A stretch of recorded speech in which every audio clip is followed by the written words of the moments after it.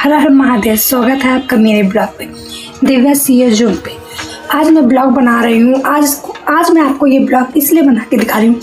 आज मैं अपनी पूरी कहानी इस ब्लॉग में थोड़े थोड़े पार्ट बनाऊंगी। अगर आपको मेरी कहानी पसंद आए, ये कोई कहानी नहीं है, एक तरीके से यही मान लो जो मैंने जिया है वही मैं आपको बता रही हूँ। मैंने आज तक इतने ब्लॉग बनाए हैं लेकिन कभी भी उसमें अपनी कहानी नहीं बताई।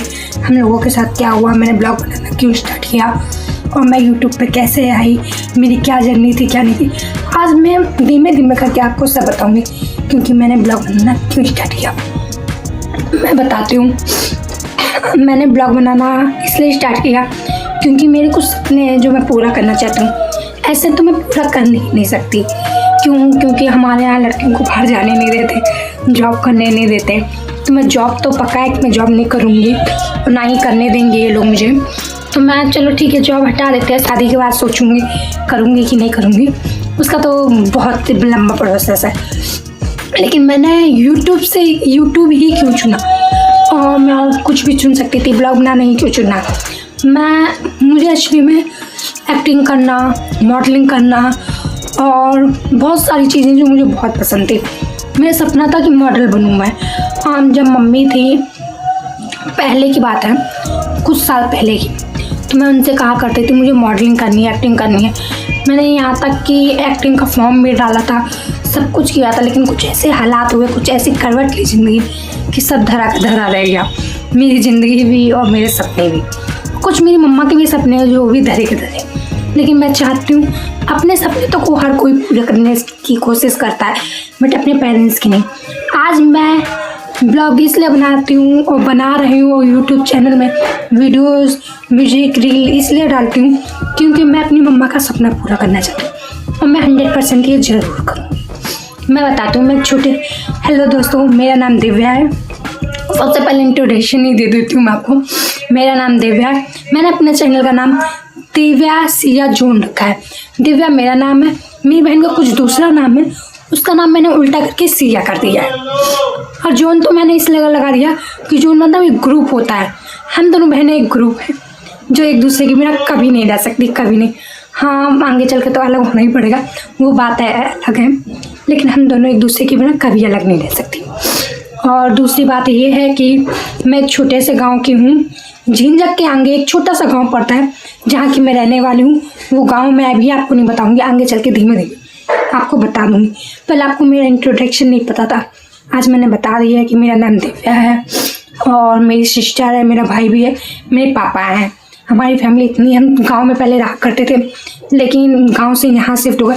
हम लोगों ने छोटे से ही दिल्ली में रहा है। क्योंकि भाई जब बच्चे हैं तो काम करना ही पड़ेगा, गांव में रह के गुजारा नहीं होता है।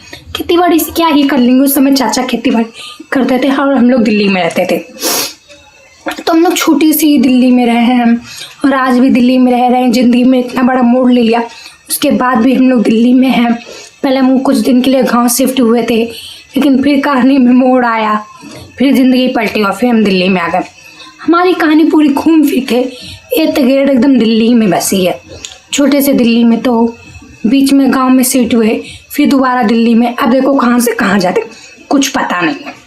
तो मैं आपको बताती हूँ, जब हम लोग छोटे थे तो दिल्ली में रहा करते, दिल्ली मतलब नोएडा में रहा करते थे। वहाँ पे मम्मी पापा हम लोग सब लोग रहा करते थे और मेरी मामी का लड़का भी रहा करता था। हम लोग 4 थे।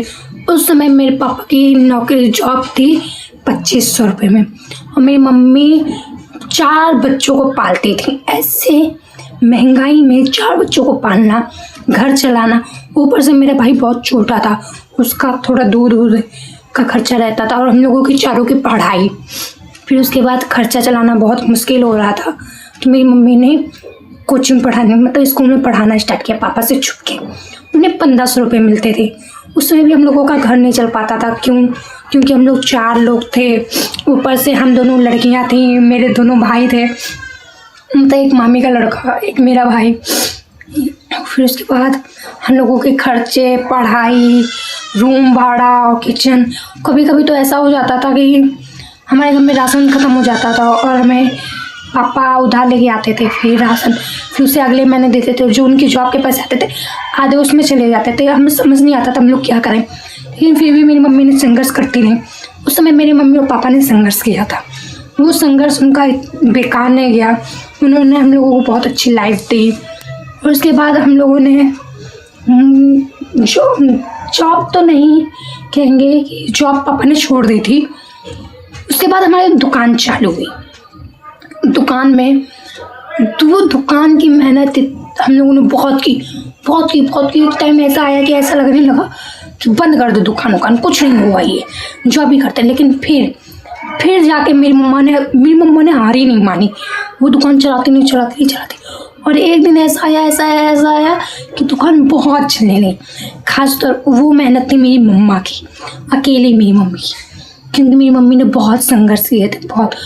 वो मतलब एक तरीके से मालिकों की नहीं, औरतों की नहीं, बहुत मेहनत करती थी दिन रात। ज़्यादा लंबा हो रहा है इसलिए मैं अपना ब्लॉग यहीं पे ख़त्म कर रही हूँ। अगर आपको मेरे आगे की कहानी जाननी है, मेरे आगे की कहानी क्या है, मैं सेकंड ब्लॉग बनाऊँगी, आप उसे ज़रूर देखिए। थैंक यू सो मच और चैनल लाइक, सब्सक्राइब और कमेंट जरूर करके जाइए। Thank you. हर हर महादेव दोस्तों।